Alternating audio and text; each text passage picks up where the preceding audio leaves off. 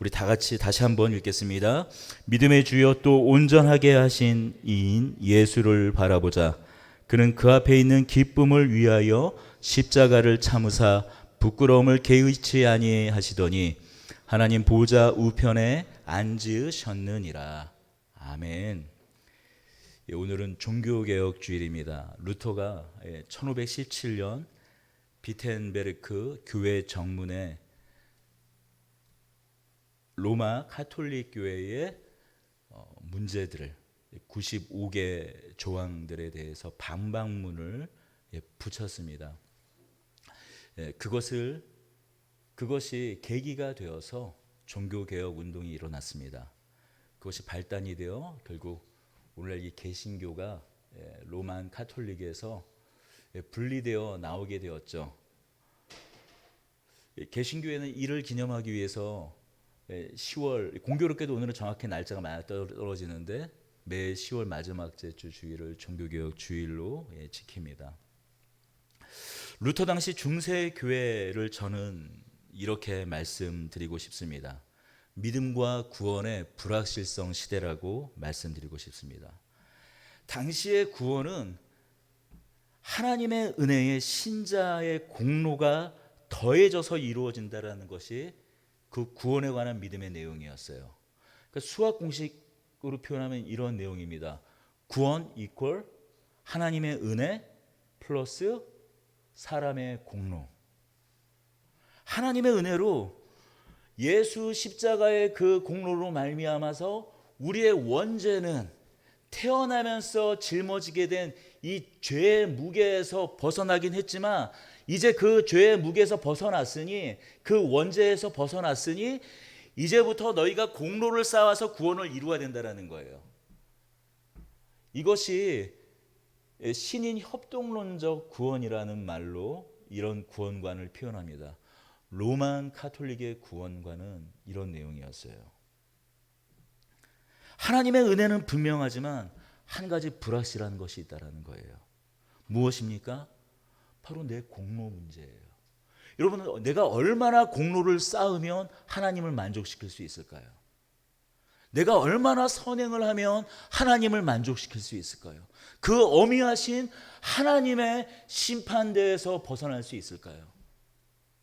내가 얼마나 헌신하면, 내가 얼마나 순종하면. 그러니 자신의 공로는 언제나 물음표죠. 누가 자신의 공로를, 자신의 헌신을 하나님 앞에서 이만하면 충분하다고 평가할 수 있겠습니까? 그러니 하나님의 아들 예수 그리스도를 믿는 것은 시작일 뿐 구원이 완성된다, 구원이 확실하다라는 보장이 없는 거예요. 바로 이것을 무기로 삼은 것이 로만 카톨릭이었어요. 면죄부를 팔았습니다. 언제나 자신의 구원에 대해 불확실하고 거기에 갈증을 느끼고 불안한 사람들에게, 불안한 성도들에게 면죄부를 팔아 그 공로를 더해 주었어요. 교회가 보증해 준 거죠. 또 어떤 이들은 자신의 재산을 팔아 성지순례에 나섰습니다. 요즘이나 해외여행을 이렇게 하지 예전 500년 전을 한번 생각해 보십시오. 유럽에서 예루살렘을 가는 것은 귀족들 몇몇 사람들을 제외하고 일반 평민들은 자신의 전 재산을 팔아야 가능한 일이었습니다. 근데 그것도 안 되면 성물 숭배를 했어요. 요한의 두개골을 쓰다듬는데 돈을 지불해서 요한의 두개골을 쓰다듬는 거예요. 그러면 연옥에서 머물러야 될 그 엄청난 시간들, 수만 년의 시간들을 탕감받을 수 있는 겁니다.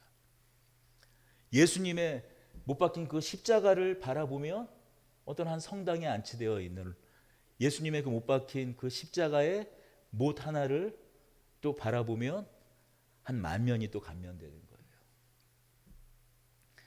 예수님이 태어나셨을 때 말구에 놓여져 있던 그 지푸라기를 보면 그게 어떻게 그 1500년의 시간을 거슬러서 그게 남아 있는지 모르겠어요. 그 말구에 놓여 있는 지푸라기를 또 보면 또 수만 년의 그 연옥의 시간이 탕감받는 겁니다. 부족한 공로를 채워 넣는 방법을 그 구원의 그 불확실성 앞에 두려워 떨고 있는 성도들에게 그 구원의 부족함을 채워주고 제공해서 자신들의 배를 채웠던 것이 로만 가톨릭이었습니다. 그런 당시 루터는 도미니칸 수도의 수도사였어요. 젊은 청년의 때에 자신의 인생을 하나님께 드렸습니다. 그는 수도사로서 박사학위까지 마치게 되어서 강단에 올랐습니다. 그가 수도사였고 그 어느 수도회보다 경건했던 그 어떤 수도회보다 하나님 안에서 고행과 수행을 하며 그 마음을 다스리고 마음의 죄를 닦는 그 수행의 과정이 엄격했던 그 도미니칸 수도의 수도사였지만 그 역시 다른 성도들과 다른 편민들과 이 구원의 불확실성 그 앞에서 떨고 있기는 그 역시 마찬가지였습니다. 제가 기억하는데 그 올해 아마도 그 루터 그 영화를 부분 이렇게 편집해서 우리 함께 예배 때 봤던 기억이 혹시 다 있으실 겁니다. 그 역시 다른 그 성도들의 그 불안감, 그 두려움, 그 구원의 불확실성, 어미하신 하나님 앞에 내가 섰을 때 과연 구원받을 수 있는가라는 두려움 앞에 떨기는 이 루터도 마찬가지였어요. 그가 해방을 그런 모든 두려움 가운데 그런 불확실성 가운데 해방되었던 것은 그가 그 강단에 올라 처음으로 강의했던 시편 강해, 신학교에서 강의했던 시편 강해에서 하나님을 새롭게, 주님을 새롭게 만나게 됩니다. 그는 시편을 통해서 인간의 신음을 외면하지 않으시고 죄와 허물 가운데서도 인간을 끝까지 붙드시는, 그리고 함께 우리와 함께 거하시며 교제하시는, 용서하시는 하나님을 발견합니다. 시편 31편 1절에서 그는 구원의 하나님을 만납니다. 그 불법을 사하심을 받고 그 죄를 가리우심을 받는 자는 복이 있고 주께서 그 죄를 인정하지 않는 사람은 복이 있도라는 이 말씀에 용서하시는 하나님의 사랑, 끝없이 용서하시는 하나님의 사랑을 만나고 그 사랑에 압도됩니다. 그리고 다시 구약에서 다시 용서하시는 율법의 하나님, 정죄의 하나님, 그것이 아니라 여전히 용서하시는, 불법을 사하시고 가리우시는 그 하나님을 시편에서, 특히 이 시편 31편 1절에서 만났다면 그는 다시 로마서를 강의할 때 신약에서 다시 한번 구약과 이 신약이 동일한 하나님의 은혜를, 구원의 도리를 말하고 있음을 그는 다시 한번 발견해요. 로마서 1장 17절이죠. 너무나 우리가 잘 알고 있는 말씀이죠. 이 강대상에 써 있는 이 헬라어 구절이기도 합니다. 오직 의인은 믿음으로 말미암아 살리라. 복음에는 하나님의 의가 나타나서 믿음으로 믿음에 이르게 하나니 기록된 바 오직 의인은 믿음으로 말미암아 살리라. 이 말씀을 만나며 그의 인생을 끊임없이 괴롭혔던 이 믿음과 구원의 불확실성이 제거됩니다. 그러니 그 앞에 면죄부, 성상 숭배, 성질을 순례하는 것, 그것이 어떤 의미가 있겠습니까?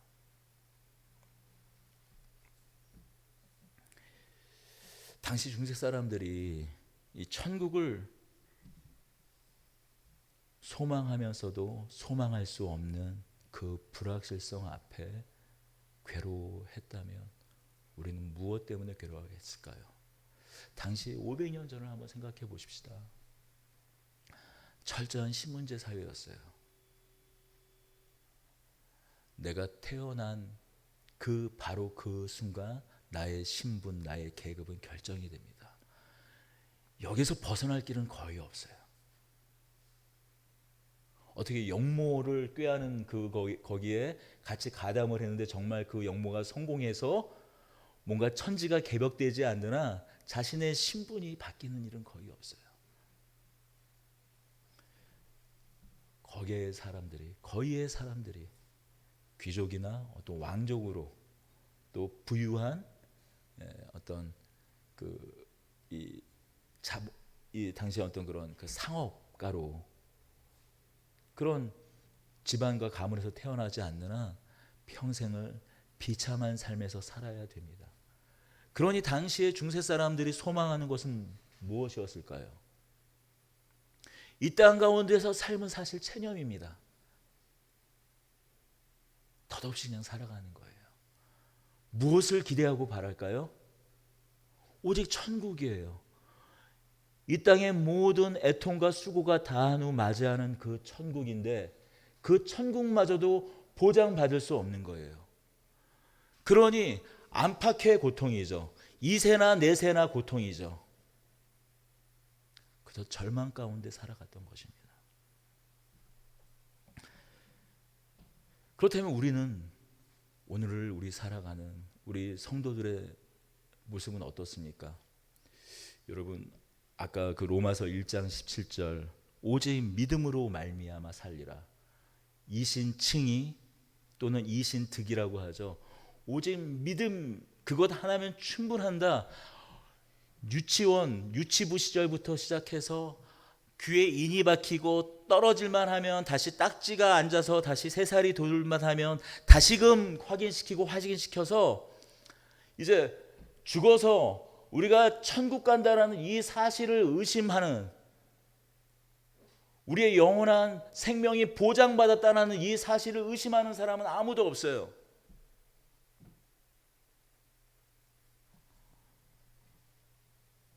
내가 천국을 갈까? 오늘 죽어서 천국 갈까?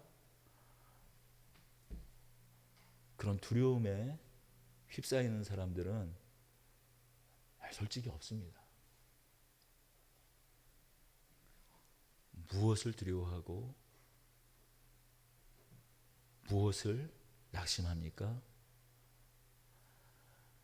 500년 그 종교개혁 그 당시를 살아가던 성도들은 오늘을 그게 염려하고 오늘을 그렇게 걱정하진 않았어요. 어제나 내일이나 모레나 글피나 시간들이 다 한결같습니다. 그냥 고통과 근심과 고난이에요. 그냥 오늘 하루 한 끼라도 먹고 잠이 들면 감사한 하루였어요. 하지만 천국의 소망을 너무나 붙잡고 있고 그 모든 것이 불확실한 그 모든 것이 제거된 오늘을 살고 있는 성도들은 무엇을 근심하고 무엇을 두려워하고 무엇을 염려하고 살아가나요? 오늘이에요. 오늘 나의 불확실한 삶 그 앞에서 두려워 떱니다. 오히려 천국의 소망을 두려워하는 것이 아니라 하나님 나라를 걱정하고 하나님 나라를 내가 과연 살아갈 수 있는가? 내가 그 하나님의 임재를 누리며 살아갈 수 있는가? 걱정하고 두려워하고 하는 것이 아니라 오히려 그냥 여전히 나의 삶을 근심합니다. 가장 최선의 선택을 해야 가장 최선의 결과가 나올 텐데 그러나 그 어떤 것도 확실하지 않은 우리의 삶 앞에서 우리가 두려워합니다. 그리고 또 잘못된 선택 때문에 오게 되는 그런 고난이나 어려움들에 대해 낙심합니다.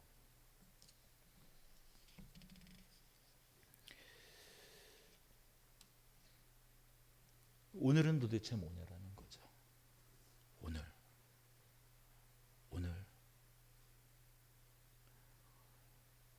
오히려 중세 사람들은 오늘을 걱정하진 않았어요. 왜냐하면 걱정한다고 해결되지 않는다라는 걸 너무나 잘 알기 때문에. 그러나 우리가 정말 걱정하는 것은 무엇입니까? 염려하고 두려워하는 것은 무엇입니까? 하나님 나라입니까? 아니면 오늘입니까? 여러분, 우리가 두려워하는 것은 오늘 아닙니까? 오늘로 또 내일로 이어지는 오늘 아닙니까? 또 내년으로 이어지는 올해가 우리의 두려움 아닙니까? 사실 이것은 제 고민이기도 해요. 이 고민의 실마리를 풀어준 것이 바로 오늘 우리가 읽은 본문입니다. 루터가 오직 의인은 말미암아 살리라라는 이 말씀에 해방감을, 아니 해방을 맞았다면, 그의 모든 불확실한 그 믿음 가운데에서 확실한 믿음으로 나아갔다면, 해방되었다면, 그것에 비견할 수는 없겠습니다만, 저는 오늘 이 히브리서 12장 2절 말씀이 바로 제 오늘을 해결 보았고 제 오늘이 납득되고 설명이 되었습니다. 여러분, 히브리서 11장은 우리가 믿음장이라고 말하는 장이에요. 히브리서 11장 1절이죠. 믿음은 바라는 것들의 실상이요 보이지 않는 것들의 증거니로 시작해서 그 증거로서 이 보이지 않는 불확실성을 보이는 확실성으로 붙잡고 그 증인으로 살아간 사람들이 이어집니다.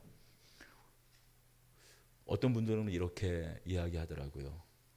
이 히브리서 11장에 등장하는 한 사람 한 사람들을 믿음의 전당에 헌정된 인물들이라고 이야기를 하고도 합니다. 이 믿음의 전당에 헌정된 인물들의 공통점이 무엇입니까? 바로 감당할 수 없는 믿음의 시련을 겪은 사람들이에요. 여러분, 이 사람들, 아벨, 에녹, 노아, 아브라함, 이삭, 야곱, 이어지는 그 모든 사람들, 다윗과 선지자에 이르기까지 그 모든 사람들을 정리하며 다시 한번 이 믿음에 대해 결론 내리고 있는 바로 대목이 이 히브리서 12장 2절의 말씀이에요. 그 믿음이 주님께서 함께 하시고 완성시킨 믿음이라는 겁니다. 이 모든 사람들을 정리해서 내릴 수 있는, 이 모든 한 사람 한 사람 그 삶의 이야기를, 그 믿음의 이야기를 정리해서 내릴 수 있는 결론. 믿음은 바라는 것들의 실상이요 보이지 않는 것들의 증거라고 말하면서 이 증인들을 통해서 내릴 수 있는 결론은 무엇인가? 바로 예수라는 것입니다. 믿음의 주요 온전케 하시는 예수를 바라보자라는 결론을 히브리서 기자는 내립니다.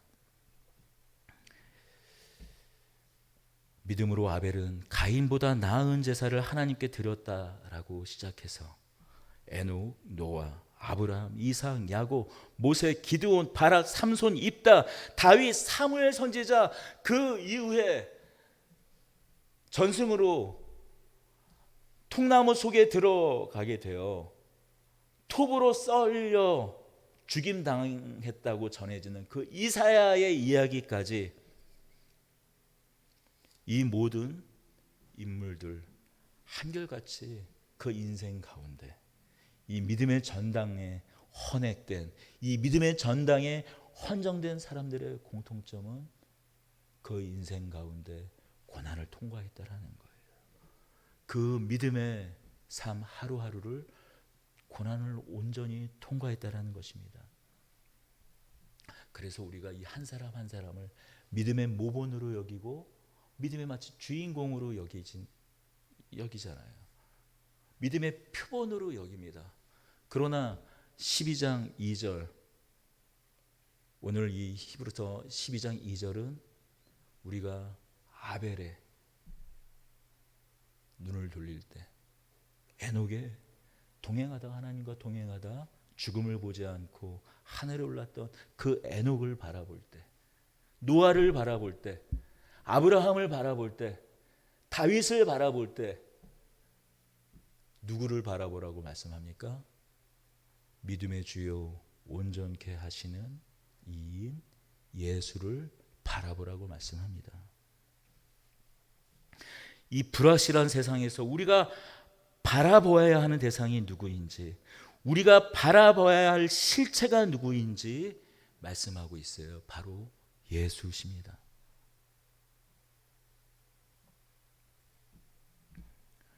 이 인물들이 그 고난은 무엇입니까? 불확실한 하루하루, 불확실한 하루하루의 그 실존, 불확실한 하루하루가 이어지는 것, 그것이 바로 고난의 내용 아닙니까? 바로 그때 너무나 확실한 분 예수를 우리에게 바라보라고 히브리서 이 12장 2절은 결론 맺고 있습니다. 믿음의 주 온전케 하시는 이 예수를 바라보라고 말씀하세요. 믿음의 주 온전케 하시는 이 예수를 바라보라. 물론 이 말씀으로도 충분히 우리는 이 말씀의 내용을 우리는 파악할 수 있습니다. 그러나 이 말씀, 이 한 단어 한 단어를 좀 더 세심하게 우리가 찾아보게 될 때 우리가 정말 바라봐야 할 주님이 어떤 주님이신지 더 깊은 깨달음에 우리는 이르게 됩니다. 믿음의 주, 무슨 말일까요? 믿음의 주, 우리가 믿는 믿음의 대상, 우리의 믿음의 대상이 주님이시니까, 예수님이시니까, 또 그분을 보내신 하나님이시니까 믿음의 주 이렇게 말하는 것이라고 생각해도 크게 문제는 없을 것 같습니다. 하지만 여기서 이 주라는 단어는 헬라어로 이 아르케곤이라는 단어예요. 아르케곤. 이 아르케곤이라는 단어가 히브리서에 2장 10절에 똑같이 등장합니다. 히브리서 2장 10절을 한번 찾아서 읽어보겠습니다. 히브리서 2장 10절입니다. 그러므로 만물이 그를 위하고 또한 그로 말미암은 이가 많은 아들들을 이끌어 영광에 들어가게 하시는 일에 그들의 구원의 창시자를 고난을 통하여 온전하게 하심이 합당하도다. 그러므로 만물이 그를 위하고 또한 그로 말미암은 이가 많은 아들들을 이끌어 영광에 들어가게 하시는 일에 그들의 구원의 창시자를 고난을 통하여 온전하게 하심이 합당하도다. 참 말 어렵게 번역했어요. 정말 만물을 창조하신 그분이 우리의 믿음도 시작하셨다라는 거예요. 그들의 구원의 창시자, 여기서 구원의 창시자, 여기서 창시자가 바로 아르케곤이라는 단어입니다. 헬라어 당시에 이 아르케곤이라는 단어는 물론 이 주, 통치자를 의미하는 단어지만 이 사전에 우리가 영어 사전도 보면 그 사전에 1, 2, 3 이 단어의 용례들이 쭉 있잖아요. 첫 번째 용례가 어떤 단어냐면 어떤 뜻이냐면 창시자라는 뜻이에요. 어떤 도시를 창설한 자, 어떤 세상을 창설한 자, 어떤 한 국가를, 나라를 창설한 자, 창시한 자를 말합니다. 그러니 2차적인 뜻이 그 나라를 창설하고 한 도시를 창설했으니 그는 어떤 사람입니까? 주권자, 통치자라는 의미를 갖게 되는 것이죠.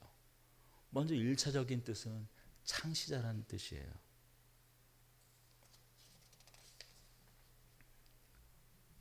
그러니 오늘 우리가 읽은 이 본문을 뭐라고 바꿔 읽을 수 있겠습니까?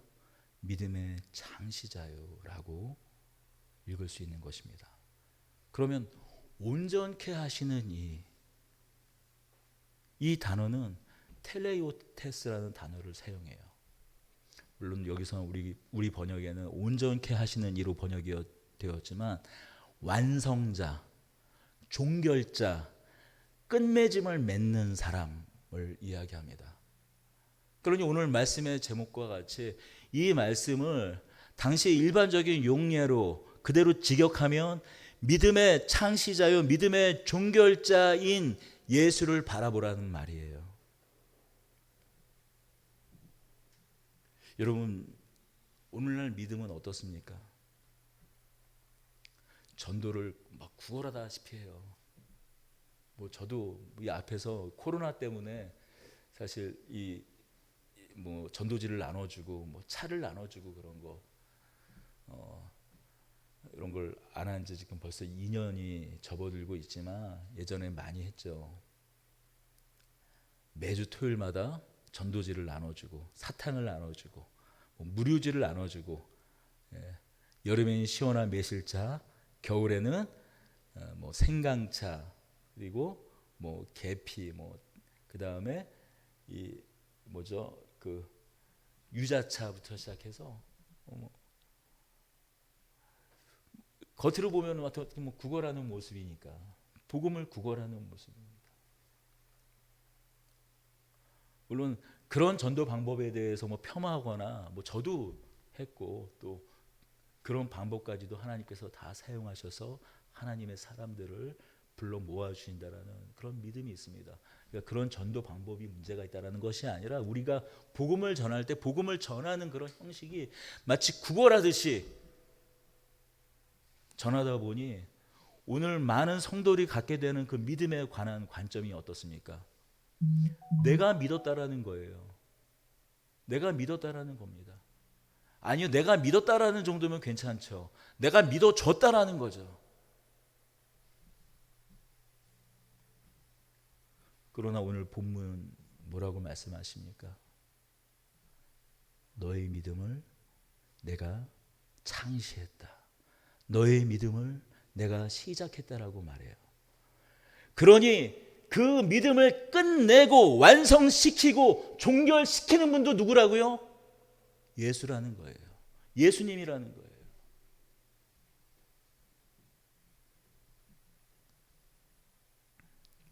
믿음이란 이 무대에 에녹, 노아, 아브라함, 이삭, 야곱, 그가 누구든 간에 그 믿음의 무대에 불러낸 사람이 누구라고요? 불러낸 분이 누구라고요? 바로 예수 그리스도라고 오늘 본문은 말하고 있는 것입니다. 여기 한 사람 한 사람 그 삶의 내용을 살펴보면 앞서도 말씀드렸지만 한 가지 공통점은 고난입니다. 단 한 사람도 여기에 제외된 사람이 없어요. 이 믿음에 붙들린 사람, 이 믿음의 무대에 붙들린 사람, 이 믿음의 무대에 등장한 사람 중 단 한 사람도 제외되지 않고 고난이라는 무대를, 고난의 장면을, 고난의 씬을, 고난의 이야기를 만나게 되었습니다. 노아는 어떻습니까? 이 히브리서 11장 7절은 믿음으로 노아는 아직 보이지 않는 일에 경고하심을 받아 경외함으로 방주를 준비했다라고 말씀합니다. 100년이라는 그 시간, 100년이 넘는 그 시간을 하나님의 이 심판이라는 이 불확실한 미래를 보이는 실체로 믿고 오히려 확신 가운데 거하며 방주를 지었어요. 근데 말이 100년이지. 여러분 100년 동안 방주를 짓는다고 한번 생각해 보세요. 500살부터 방주를 짓기 시작하거든요. 그러니까 그에 앞서서 산 그 500년은 500년 동안 그의 모든 재산을 쏟아 부어서 100년 동안 방주를 지었다라는 거예요. 그렇지 않았겠습니까? 당시에도 그 방주를 짓는데 물론 100년 동안 혼자 다 지었다 다고 뭐 생각할 수도 있지만 뭐 자신의 재산을 들여서 노동력을 샀을 거 아닙니까? 자신의 그런 모든 재산을 다 아마 바쳐서 100년 동안 방주를 지었을 때 사람들이 보내는 시선, 손가락질, 조롱을 한번 생각해 보십시오. 100년을 그치는 하루하루 해가 쨍쨍, 시냇물은 반짝입니다. 비라는 것, 폭우라는 것, 기미조차 보이지 않는 그 시간들을 그 모든 조롱 가운데에서 견뎌내며 방주를 짓습니다.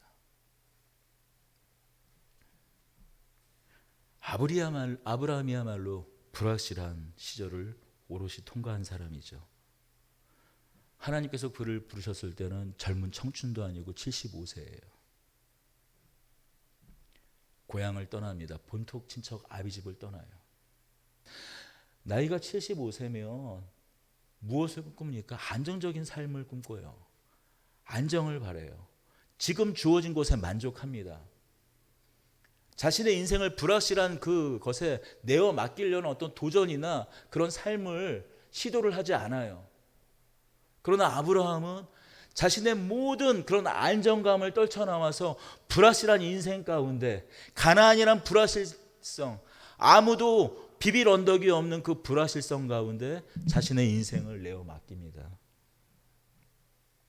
결국 이삭을 낳지만 하나님께서 그것을 다시 달래요. 줬다 뺏는 거죠. 갑자기 모든 것이 확실해졌다가 다시 불확실해지는 거예요. 제일 화가 나는 게 뭡니까? 줬다가 뺏는 거 아닙니까? 줬다가 뺏는 거. 딱 하나님이 그거예요. 그런데 아브라함이 기꺼이 하나님께 드립니다.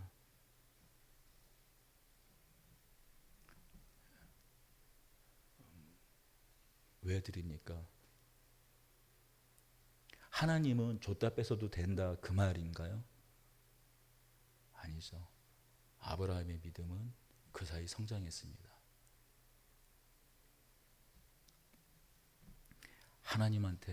하나님께는 그것이 없어도 이삭이 없어도 된다라는 거예요.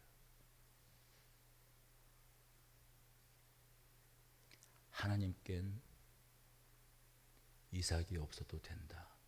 하나님만 있으면 된다라는 거예요. 결국 어디까지 나아갑니까? 아브라함의 믿음이 결국 그 이삭을 내어드리며 어디까지 성장합니까? 히브리서 11장 9절입니다. 그가 하나님이 능히 이삭을 죽은 자 가운데서 다시 살릴 줄로 생각한지라 비유컨대 그를 죽은 자 가운데서 도로 받은 것이라. 하나님은 원래 줬다 뺏는 분이야. 그것이 아니라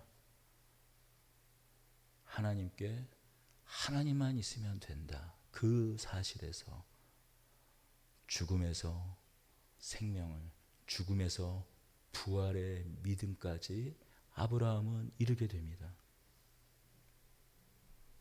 어느 날 갑자기 우리 인생 가운데 믿음이 시작돼요. 갑자기 전혀 이 믿음이라는 상관없는 그런 삶을 살다가 갑자기 하나님께서, 예수 그리스도께서 믿음이란 무대에 우리를 등판시킵니다. 그리고 이 믿음의 일을 주님께서 시작하세요. 예수님이 우리를, 그리고 이 믿음의 경지, 아벨과 에녹과 노아와 아브라함과 이삭과 야곱과 선지자에 이르기까지 그 모든 믿음의 전당에 헌정된 사람들과 같이 우리도 똑같이 그 믿음의 하루하루 믿음의 내용을 채워가세요.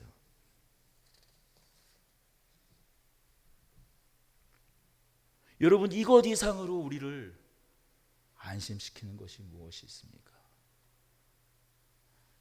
우리를 믿음의 이 무대에 등판시키신 분이 우리의 이 믿음을 종결시킨다라는 거예요. 허망한 이야기로, 그저 허탄한 이야기로 우리 믿음의 이야기가 끝나는 것이 아니라 예수 그리스도께서 끝맺는, 예수 그리스도께서 그 믿음의 내용, 그 믿음의 모든 이야기를 끝내신다라는 거예요. 믿음의 길을 가게 하시고 그 모든 불확실성 속에서도 그 불확실성이 때로는 환난, 때로는 고난, 때로는 고통, 때로는 질병, 아픔, 그 어떤 옷을 입고 그 불확실성이 우리 인생을 찾아올지라도 우리의 믿음을 끝내 예수 그리스도께서 완성시키신다는 겁니다.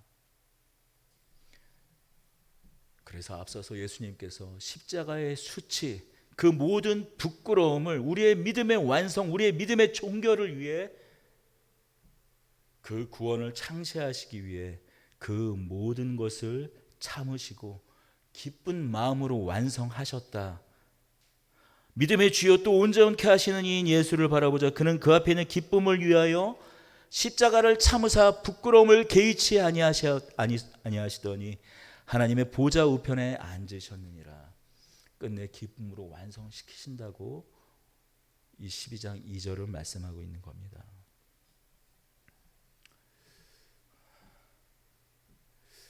그런데 오늘 이 본문을 묵상하면서도 한편으로 드는 마음은 이것이었습니다. 어떻게 그럼에도 불구하고 이 고난을 내가 견딜 수가 있을까? 사실 고통을 겪은 사람들은 알아요. 고난을 겪은 사람들은 알아요. 누가 고난을, 우리 앞에 고난만 있다면 누가 이 고난을 견딜 수가 있겠습니까? 우리 삶 가운데 죽음만 있다면 누가 이 죽음을 견딜 수가 있습니까? 우리에게 그 아주 핍절한 말 못할 신음만 매일매일 우리에게 주어진다면 여러분, 이 신음, 이 고통을 견딜 사람이 누가 있겠습니까? 여러분, 이 고난이라는 것이, 고통이라는 것이 여러분 다만 이게 그냥 어떤 명사나 추상적인 명사가 아니라 아주 실존적인 한 사람의 인생을 짓누른다라는 것을,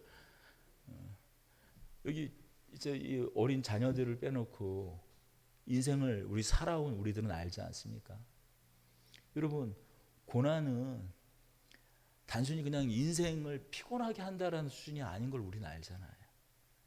여러분, 이 끝간데 없는 이 고난이, 고통이, 환난이 우리 인격을 파괴한다라는 것, 우리 인격마저도 비틀러버리고 파괴한다라는 것을 우리는 알지 않습니까?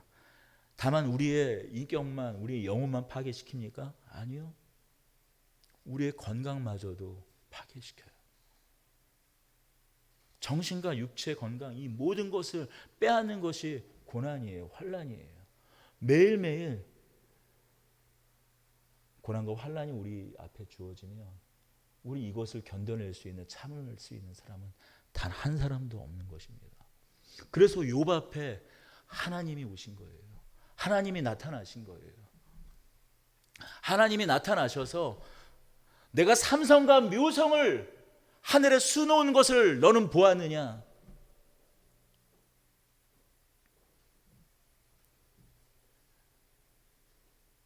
그것을 보여주는 겁니다. 왜 보여주나요? 그 창조의 순간을 손을 잡고 데려가서 보여주시는 이유가 무엇입니까? 너는 내 아들이다. 너의 고난 가운데서도 한 번도 나는 너를 비켜간 적이 없다. 너와 함께 했다라는 것이죠. 그래서 오늘 다시 한번 주목할 이 단어, 창시자, 이 아르케곤의 또 한 가지 뜻을 우리는 좀 살펴보아야 합니다. 그것은 인도한다라는 거예요. 창시하신 분이 인도도 하는 것입니다. 창시하신 분이 임마누엘 하셔서 함께 하셔서 붙들어 주신다라는 거예요. 여러분, 어떻게 고난만 있으면 우리가 고난을 견딜 수가 있습니까?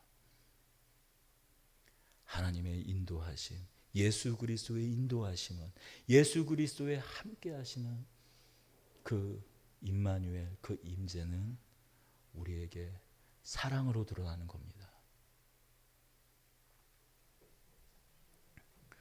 모든 것을 압도하는 하나님의 사랑, 모든 것을 압도하는 예수 그리스도의 사랑, 하나님의 아들이신 그 예수 그리스도를 통하여 그 십자가 모든 진노, 하나님의 모든 진노가 쏟아지고 오직 예수 그리스도 안에서 그 진노 가운데 나타난 예수 그리스도의 사랑, 그것에 우리가 압도되어 이 고난을 통과할 수 있는 것입니다. 여러분, 우리의 가장 힘들었던, 견디기 힘들었던, 사실 일처간도 아니었습니까? 거기에서 고난이 한 발짝만 더 우리를 내밀었다면, 여러분, 그랬다면 여기서 하나님을 향한, 예수 그리스도를 향한 믿음을 지켜낼 사람은 없습니다. 여러분, 여기에 있는 우리들은 다 그 마지막 한 걸음 가면 사실 끝인데, 아니 한 걸음까지 더 나아갔는데 이제 끝이다 싶었는데 우리를 붙잡아 주신 하나님의 사랑을 목격하고 목도하고 우리 삶 가운데 발견한 사람들이에요. 고난보다 큰 하나님의 사랑, 그 아들에게 부어진 사랑, 그 아들에게 핏뿌림으로 뿌려진, 그리고 그 핏뿌림으로 덮여진 예수 그리스도의 그 사랑, 그 압도한 그 사랑으로 우리 역시 모든 그 불확실성을 그 사랑으로 말미암아 살아가고 있는 겁니다. 여러분, 그 어떤 고난의 무게도, 환난의 무게도 예수 그리스도의 그 십자가에 부어진 그 사랑 앞에선 다 상대화되어 버립니다. 여러분, 무한하신 그 하나님의 사랑 앞에서 그 어떤 것이 고개를 뻣뻣이 들고 서 있을 수 있겠습니까? 그 모든 것은 다 상대화되어 버리죠. 다 작아져 버리는 것이죠. 정말 그 하나님의 그 사랑, 예수 그리스도의 그 아들 가운데에서 나타난 그 사랑 앞에 서게 된다면 그 사랑에 압도되어 우리의 고난, 그것이 아무것도 아닌 게 된다는 것이 아니에요. 그 고난을 통과하게 된다는 것입니다. 그 고난을 지나가게 된다는 것입니다. 그 끝이 없는 고난이 내게 닥쳐온다 하더라도 믿음의 주요 온전케 하시는 이 믿음의 창시자요 믿음의 종결자, 믿음의 완성자이신 예수 그리스도를 바라보고 그것을 통과하게 된다는 것입니다. 바로 이것이 고난의 신비입니다. 바로 이 고난의 신비를 경험하는 것이 단 한 사람도 제외 없이 하나님의 아들, 하나님의 자녀, 하나님의 아들, 딸로 부름받았다면 예외 없이 이 고난의 신비를 그 삶을 통하여 알게 하는 것이 믿음의 길, 그 길이라고 성경은 이야기하고 있어요. 우리의 삶 앞에 불확실함보다 더 큰 것이 우리에게 믿음을 시작하신 분입니다. 우리의 삶 앞에 이 불확실함보다 더 큰 것이 믿음의 종결자인 예수 그리스도이십니다. 한 해가 어느덧 저물고 있습니다. 어떤 분들은 어쩌면 불확실한 우리의 삶 가운데서도 뭔가 더 선명해지신 분도 있을 거예요. 하나님의 인도하심과 하나님의 붙드심이 더 선명한 분도 있을 것입니다. 이제 오늘 이 10월 마지막 31일, 이제 앞으로 올 한 해가 2달밖에 남지 않았는데 어쩌면 여전히 불확실함 가운데서 서 계시는 분도 계실지 모릅니다. 그러나 분명한 것은 이것입니다. 믿음을 시작하게 하신 이가 우리의 불확실한 삶의 내용도 우리를 인도하시며 채워가 풍성하게 하실 거라는 것. 우리의 모든 이야기, 우리의 모든 삶의 내용들을 통하여 그 하나님 나라를 풍성하게 하실 거라는 얘기예요.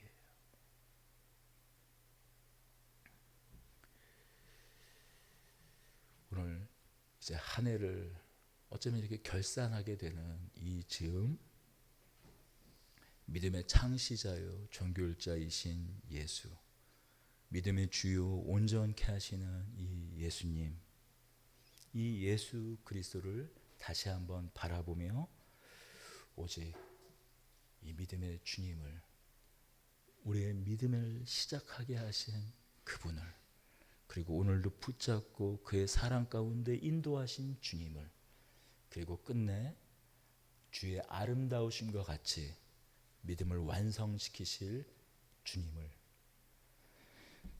바라보는 저와 여러분들이 되기를 소원합니다.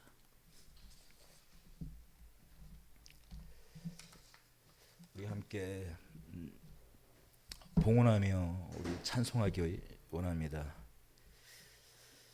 예, 오늘 함께 봉헌할 찬송은 385장입니다.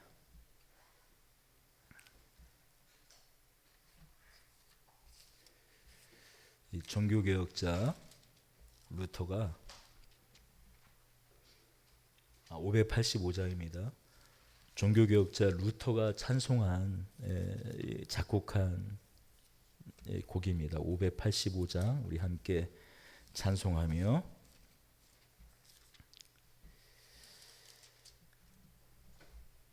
이 종교개혁 주일 오늘 말씀을 마치며 하나님 앞에 우리가 준비한 예물을 봉헌하도록 하겠습니다.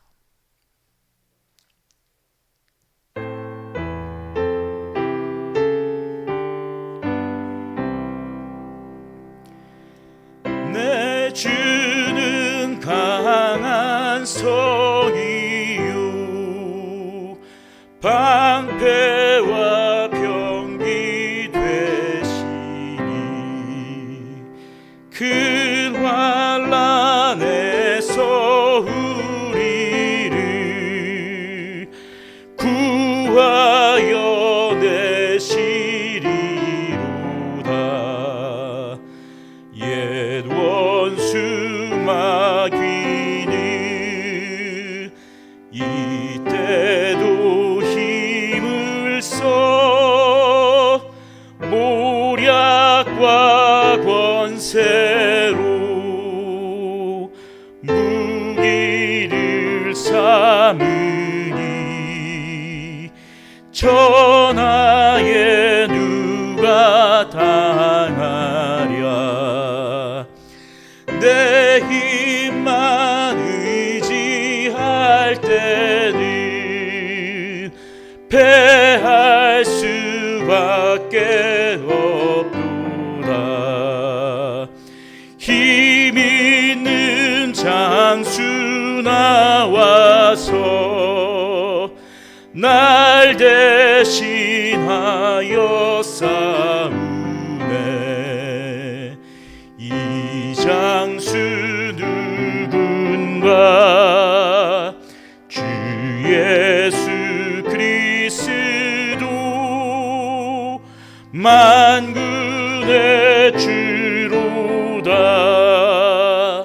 당할 자 누구랴. 반드시 이기리로다.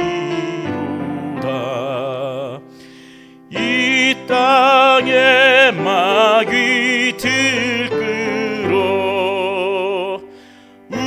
우리를 삼키려 하나. 겁내지 말고 섰거라.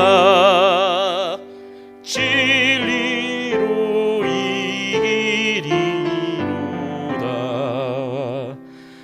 천정 물과 명예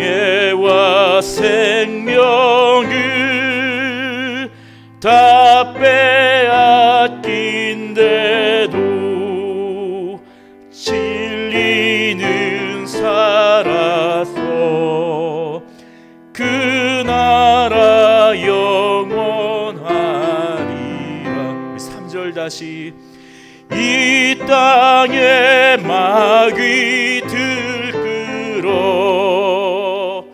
우리를 삼키려 하나 겁내지 말고 섰거라.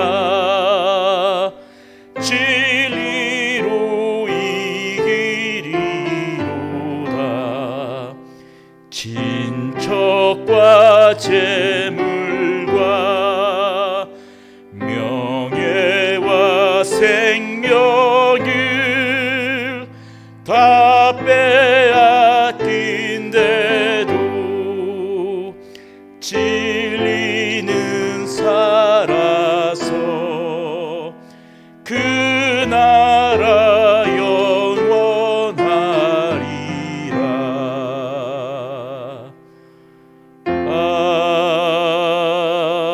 아멘.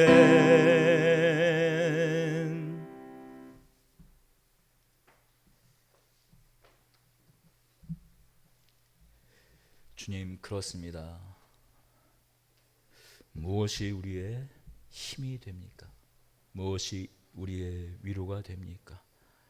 오직 주께서만 우리의 강한 성이요 방패십니다. 우리를 환난에서 구원하시는 구원자이십니다.